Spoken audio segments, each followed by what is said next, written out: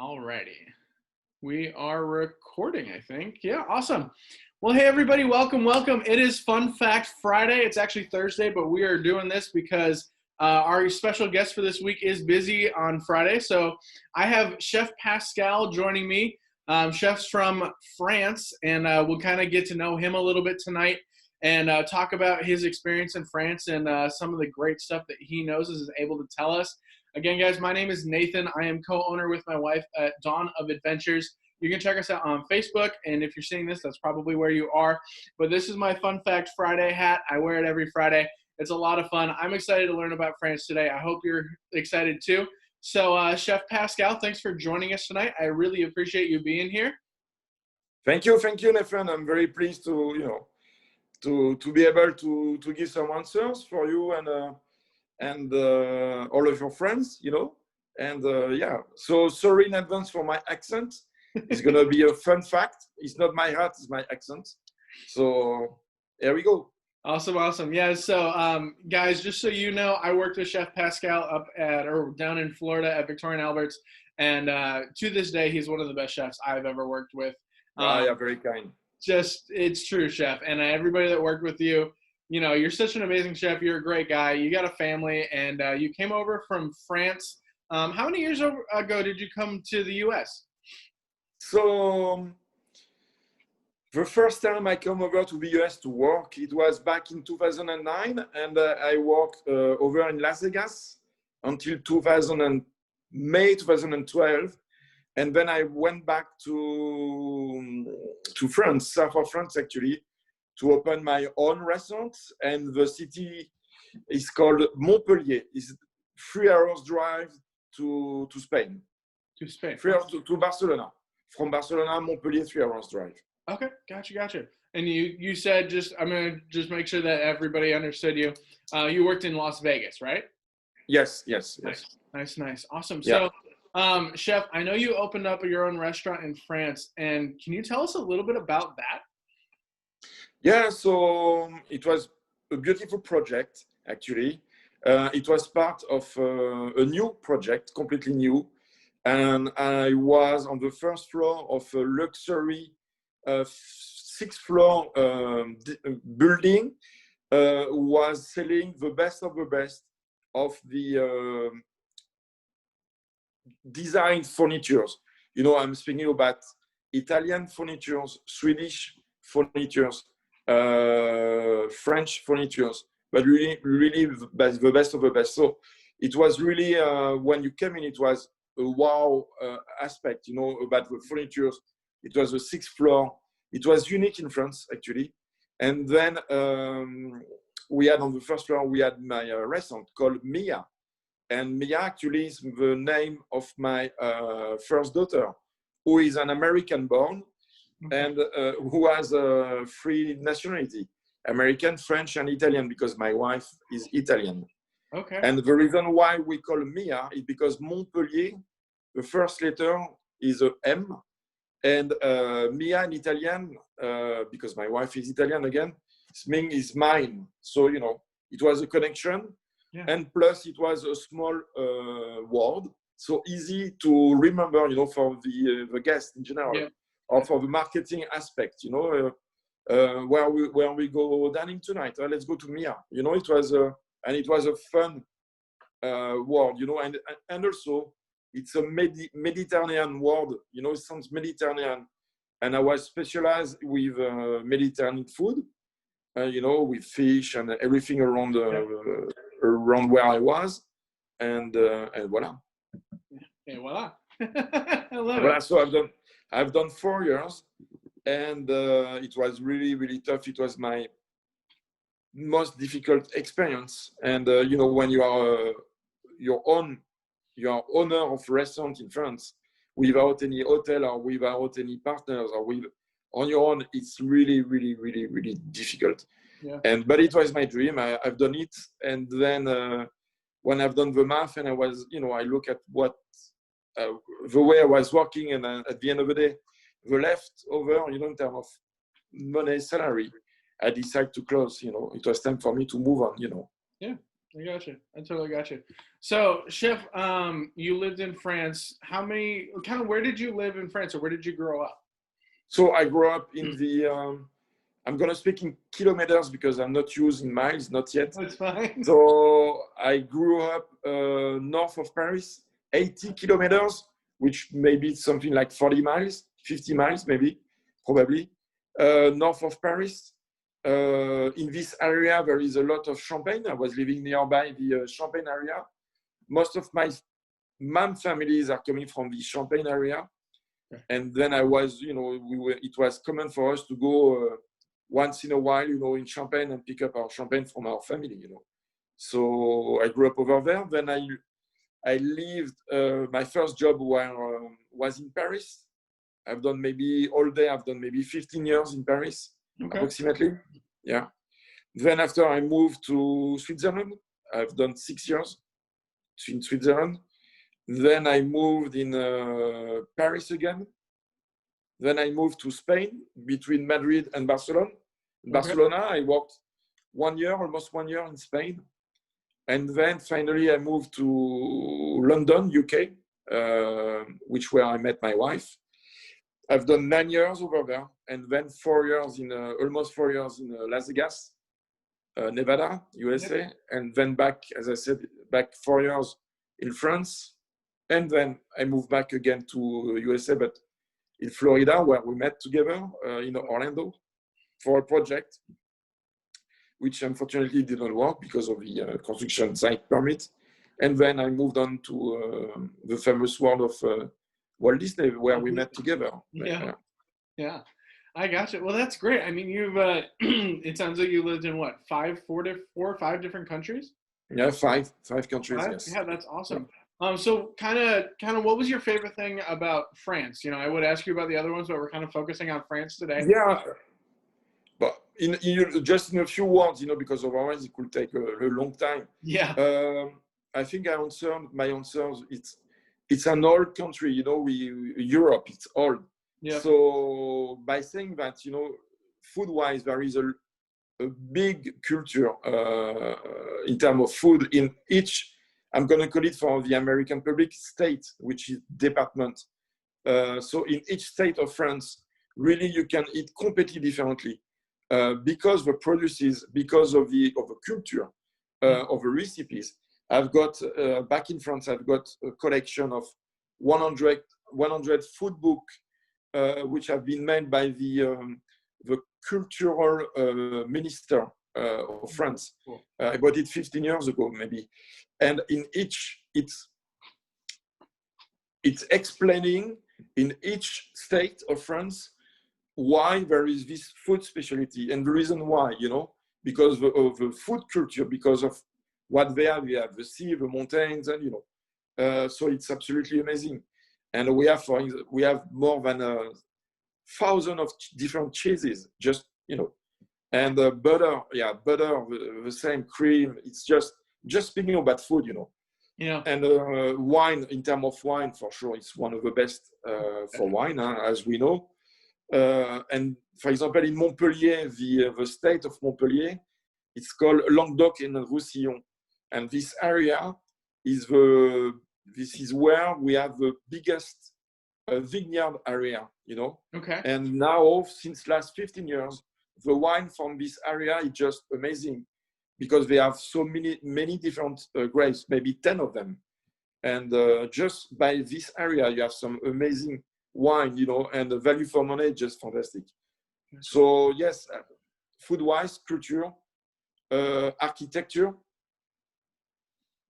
and then again, general culture, because again, it's an old country. So when you go in a library, you can find some books which has, maybe 200, 300, 400 years for you to read at, to look at.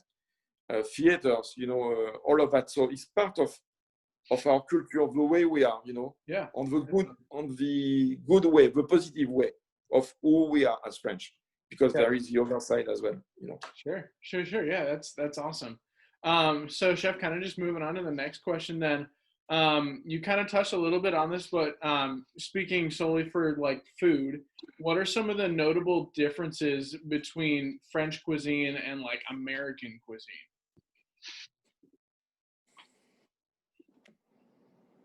I think is what I said before. It's because of the we are cooking since 1,000 years in our country, Yeah. And let's say that since last 300 years, food-wise, it become better and better and better, and every day. Mm-hmm. Again, today, when I look back in France, what is going on, just food-wise in our industry, it's just amazing, And also, because of the architecture of the cities, you can walk, you can find, florist, you can find a baker, you can find a baker who's going to do only pies, you can find another baker who's going to do only bread of viennoiserie, croissant, Yeah. pain au chocolat. You can have a guy who's just specialized on ice cream and cake ice creams. And then after you can have different type of butcher, butcher specialized on particular cuts. Yeah. And another one who specializes only on terrines or pâté, and then you walk in the streets, and then you do your market, you are on regards of what you like, you go more to that one rather than this one, and just by work, you don't need the car. And then when you pass through, you have all of the smells, when you go to the baker, yeah. When you go to someone who's cooking or roasting something, and all of that is part of our culture. We need that, For example, my family, my mom, my dad, they are picking up the bread twice a day. And when we are here, it's 3 times per day, morning, lunch, dinner. And every time we're bringing the bread, it's hot, out of the oven. So, and they don't know, I never saw my parents buy some bread for 2 days in advance. Doesn't exist. Wow. Okay. Yeah.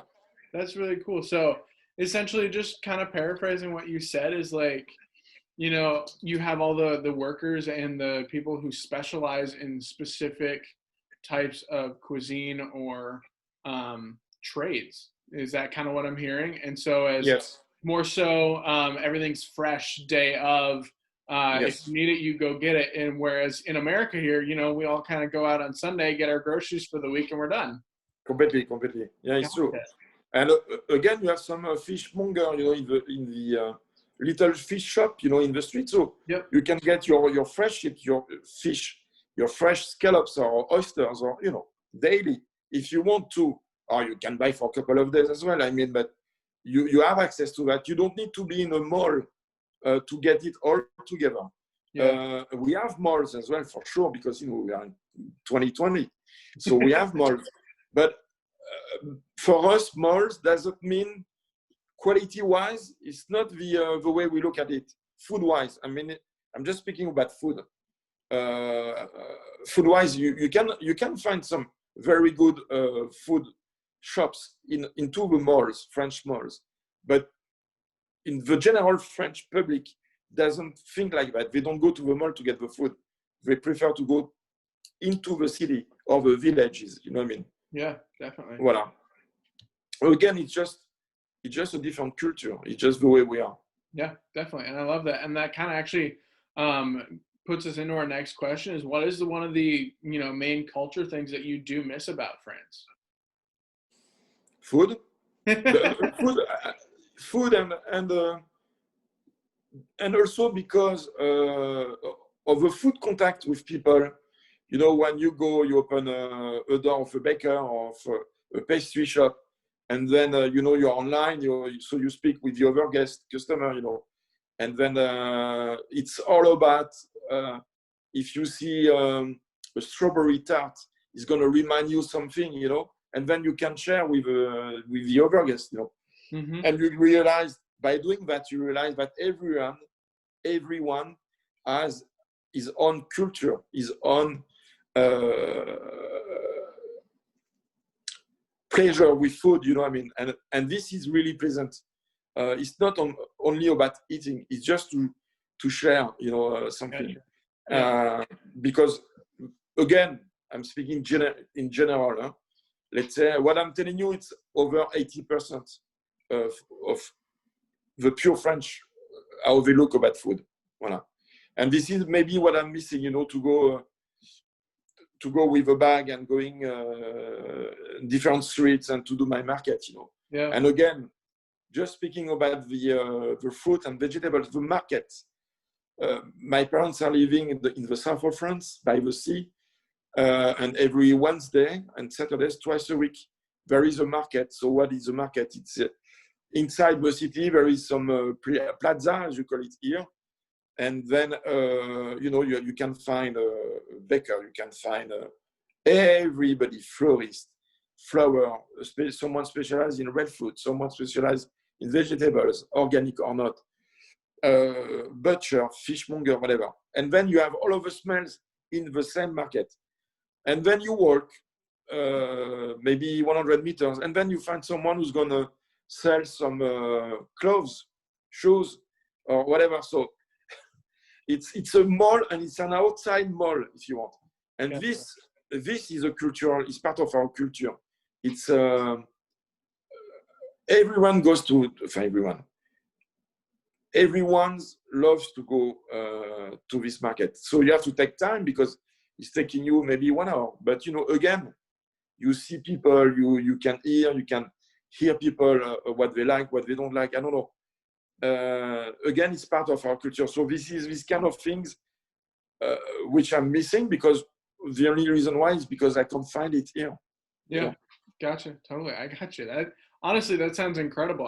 I haven't been to France personally, but I want to, and I would love to just go experience that, because yes, it just sounds awesome. I think there is not only food in France. There is a lot of things, but because we are speaking about food, because we are part of this job. You used to be a chef. I'm a chef, and because we need to eat at least twice a day. You know what I mean? Yeah. So, as an American person, when you go to France, you have to be curious. You have to be open-minded. Don't go to buy a burger. Forget about the burger. There is so many things which don't be shy. Be curious. Gotcha. Try things that maybe you will never think to try here because you don't see. So it's true, when we don't see things, we don't go to it. It's like in marketing. If you don't show, you don't sell. Yeah. It's the same. Voilà. I gotcha. I love that. I absolutely love that. So, Chef, kind of, every culture, every country has some traditions or festivals or holidays that they celebrate that are specific to that country. Can you tell us a little bit about some traditions or holidays that are specifically France-based? Yeah, we have, as everyone, for sure, Christmas. Christmas is in 24, 25. So depending on, if you're family-wise, generally it's always oysters, smoked salmon. I don't know why, but it's like that. I'm just speaking about the cliche, foie gras. So you have maybe snails. Okay. Snails with butter, garlic, and parsley, and lemon juice. Escargot. So you have maybe, it's just unbelievable. You have maybe 4 different types of appetizer. And then after, we have part of the tradition, we call it trou normand. It's a sorbet with I call it a liquor, with a brandy. Okay. Yeah. Let's say, for example, in Champagne, in Champagne State, we do a champagne sorbet with a champagne liqueur. So this is in between the appetizer and the main course. And then when you get it, so you start to be a little bit, and then you start, it's going to refresh you, and then you feel free of food, like nothing happened. It's kind of magic. So we love that. We love it. And then you move on to the main. In general, it's chapon. It's a big fat chicken, if you want, okay, with some chestnuts, with some winter vegetables as a main. For sure, cheese. There is no dinner with no cheese in France. okay. Again, remember, After you, we have more than 1,000 cheeses. So, you know, so you can't find a dinner without cheese. It doesn't exist in France. And in general, in France, when it's cheese time, there is always a salad around, a green salad, always at the same time. This is where we eat the salad, actually, with the cheese. And then after, we call it the famous Christmas dessert, bûche de Noël. So it's like a cut of tree, round, like a Genoise biscuit, you know, with, and then after it could be vanilla, it could be chocolate, it could be raspberry, whatever, you know. So this is very typical French dinner. And I didn't speak about the aperitif time because you have a lot of different things with the aperitif time, you know, and with champagne, for sure, champagne. Of course. A great wine. So champagne, you have to start with the appetizer or not, or white wine, and then with the dessert, you know. And then after, with the coffee, you have a lot of brandy, different brandies, Armagnac. So yeah, you know. And then after we have, followed by that, we have the la galette des rois. So it's a pie. I think it's the first weekend of January, just right after New Year's Eve. Okay. The first weekend, galette des rois. It's an almond pie with rum. Almond pie with rum. With rum. With a puff pastry, you know, tourte. And inside you put something, I don't know the name in English for that. And then when you eat, if you find the thing, you've got the I call it crown or something. Yes, you have got a crown. So this is a tradition, and normally when you eat this, it's always with some champagne. Of course. I mean, from everything you've said, it has to be either with champagne or brandy. Yeah, yeah. And you know, again, you know, I've got most of my family are in Champagne area, and it's funny because it's funny. Every time when you go to see them, you go to visit them, or by surprise, or let's meet, they open the fridge. You have in the fridge at least 3-4 bottles of champagne. Every, you know, soon as they see you, come. And then in this champagne family, they have, but when you drink a glass of champagne, it's not a big flute. It's just a small glass, a little, like espresso cup. Oh, in glass, you know, very small. And then you drink it like if you drink water, you know. It's just to share the moment because you come to visit them. So this is at 99% in every champagne family. This is how it works. Oh, that's really funny. And then after the last one, which I remember like that, we call it Chandeleur. Chandeleur, it's every first weekend of February, which is this year. Next year is going to be the 2nd of February. And then we call it crepe, which is basically pancakes, but very thin. Crepe, yeah. And this weekend, this is the crepe, the Chandeleur. So there is an historic behind that, but honestly, I don't remember now. So, you know, and then in Eastern period, yes, we have for sure we have lamb, like many countries, I presume. You know, because we are mainly Catholic. Yeah. Lamb in Easter's, and then different others, which now, you know, I don't remember. But yes, but it's always, which is funny though, it's always with food. There is always a food connection, you know. Gotcha. Probably this is why I become a chef. I don't know. Well, hey, food brings people together. I love it. That's yes. Awesome. So cool. So yeah, Chef, kind of going into kind of the back end here of the questions I got for you. If someone was to travel to France, what would you recommend they see, or where would you recommend they go? To stay? Or to visit, yeah. To visit. For sure, Paris. This is for sure. Okay. With all of the cliché, you know, to Eiffel and everything. All of the museum in Paris is just out of this world. You can walk. By walk, you can see different places, different museum, you know. Paris, Versailles, Château de Versailles, which is near Paris, maybe depending on when you are center of Paris to Versailles, maybe 20 minutes, half hour drive, depending on the traffic. Okay, very interesting. There is so many things. Yeah. South of France, this is for sure. Brittany is amazing. Southwest of France is amazing. Alsace, nearby Germany. Okay. And also, what is interesting, it's really cool when you live in Europe in general. You know, you can live in London, in Milan. In 2 hours, 3 hours max, you are in another country. Yeah. From everything I've kind of heard, going into a country minus border patrol and stuff like that, where you have to show a passport, it's very similar as like crossing state borders here in the U.S. Is that right? Yes, exactly. Yes, yeah. Yes. For example, because I used to live in Switzerland, from Paris, we call it TGV. It's a speed train, okay. And our rail system in France, it's really spread like a net, a spider net. So you can, from Paris, you don't have, in 2 hours, you are in Lyon, and Lyon, it's amazing. It's nearby Switzerland. It's nearby south of France. And because of this train, you have 2 hours. So there is a lot of people who are living, for example, who are working a couple of days in Paris.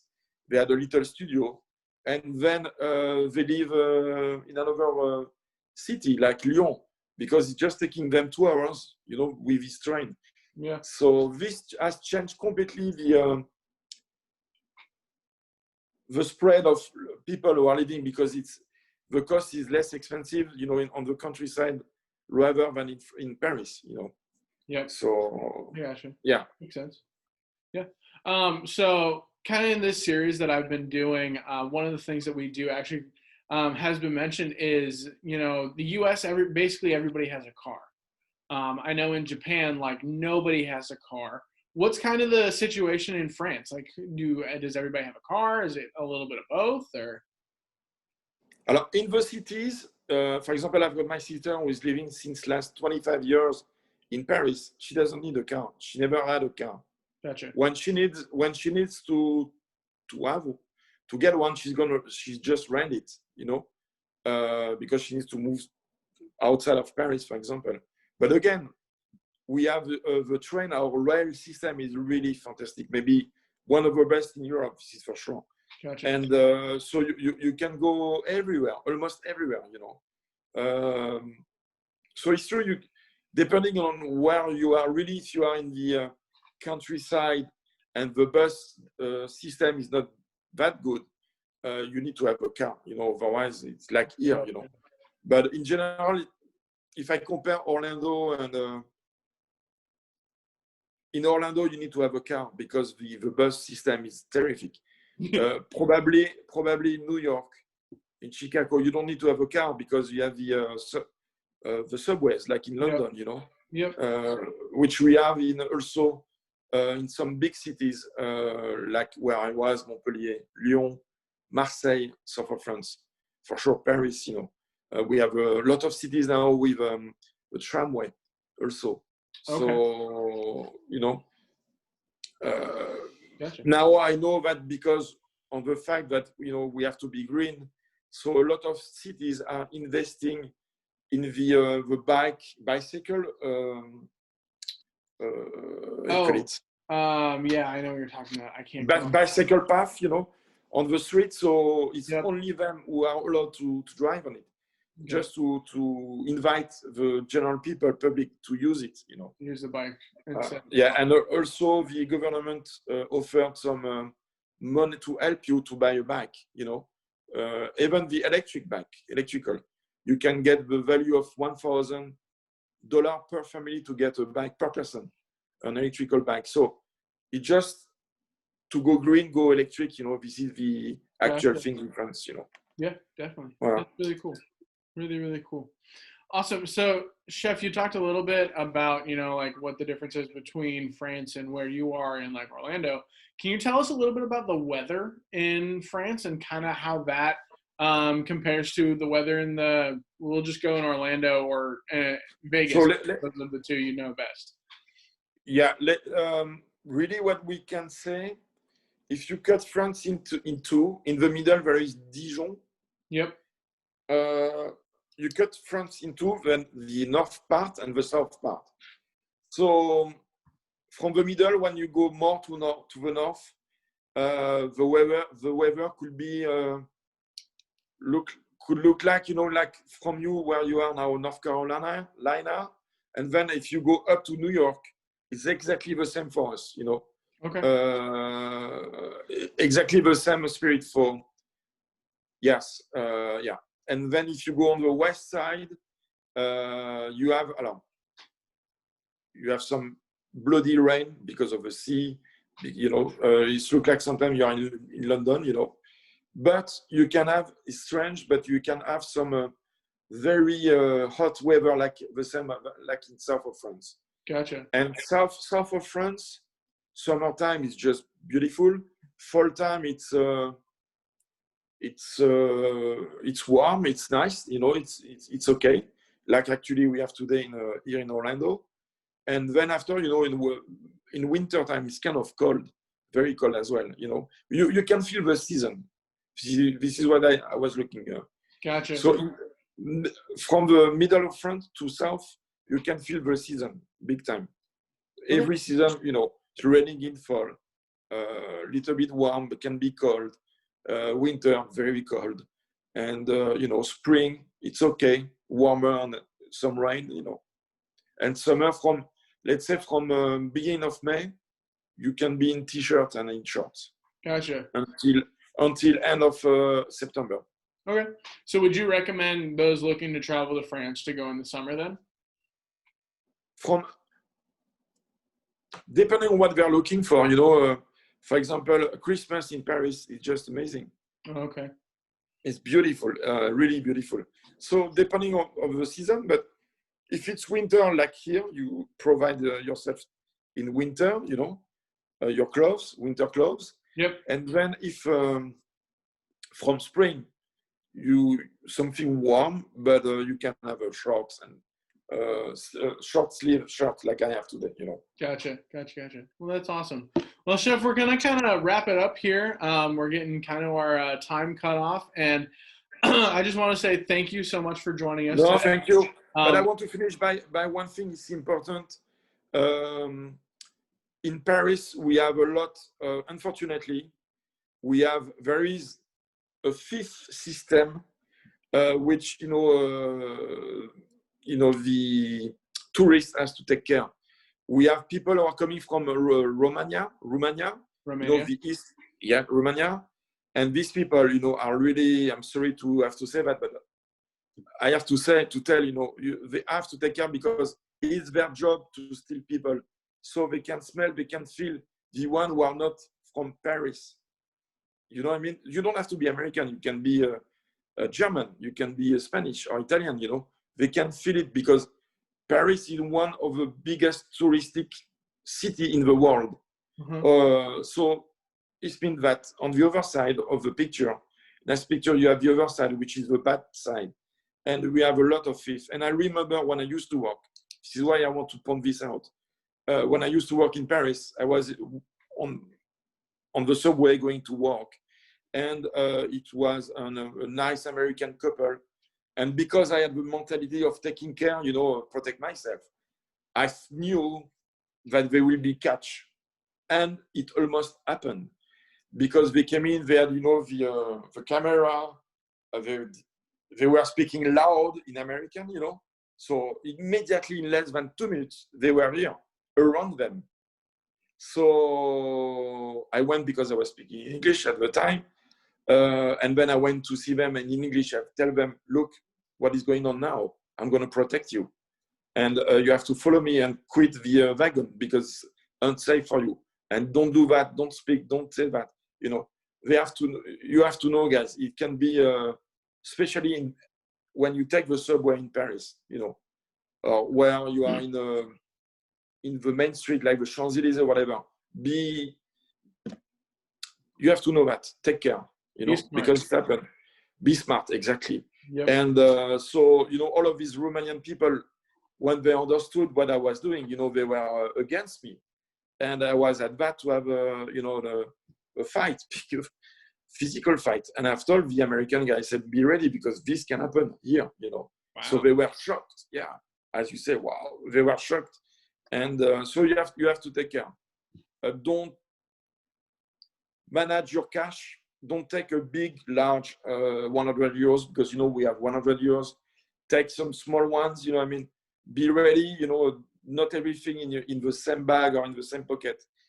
Be ready, go online, check out, Gotcha. Voilà. I think it's important, to know about it. And I appreciate that. That's actually my last question was, what advice do you have for people traveling to France? So that 100% answers it. So thanks so much. So Chef, again, thanks so much for joining us today. It has been a pleasure having you. Pleasure. Yeah. Do you have any closing words in French that you could, tell to our guests here and then give me the translation afterwards? Bon voyage et bon appétit, bien sûr. It means have a safe trip and enjoy the food. Enjoy food. I love it. I love it. I love it. Well, Chef, again, thanks so much for joining us. Everybody watching. Yep. Thanks, Chef. Everybody watching, thanks for joining us tonight. It is Fun Fact Friday. It's my second favorite day of the week in regards to Travel Trivia Tuesday being my first. Again, my name is Nathan. My wife and I are co-owners of Dawn of Adventures, and this is my Fun Fact Friday hat. Join us next week. We're going to be doing our last day for Travel Trivia Tuesday, and we're going to be doing the drawing for that next Saturday, and that's going to be for the 4-night hotel stay for 2 adults and 2 kids. Again, if you don't have kids, take somebody else's. It's okay. No, I'm just kidding. But everybody, have a great night. Happy weekend, and we will see you on the flip side. Happy adventuring.